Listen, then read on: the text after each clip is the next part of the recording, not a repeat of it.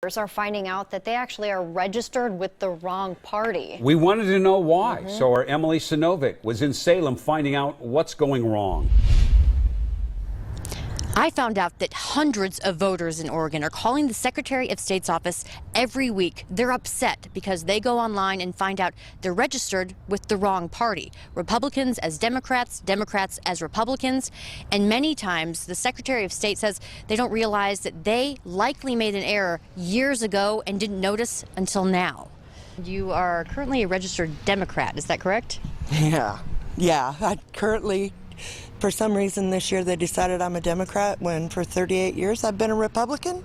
This is what Coulter found on the Secretary of State's voter website. Her name right next to the Democratic Party. And she says she wasn't the only one. About 30 people so far from around Oregon have told me that they were not registered correctly. And not just in Marion County. Not just in Marion County. It's up in Polk County. It's up in Yamhill.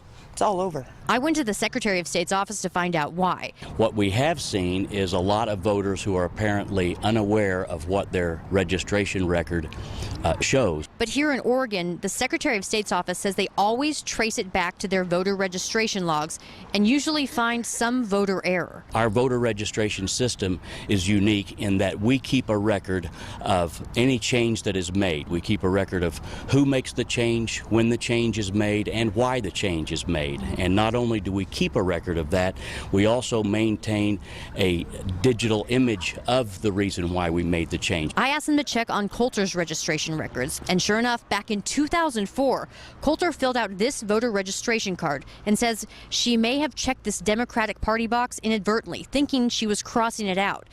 But she's been a registered Democrat ever since. She just didn't notice. She's one of the nearly 150 people every day who call the Secretary of State's office and don't realize they're affiliated with a party they don't support.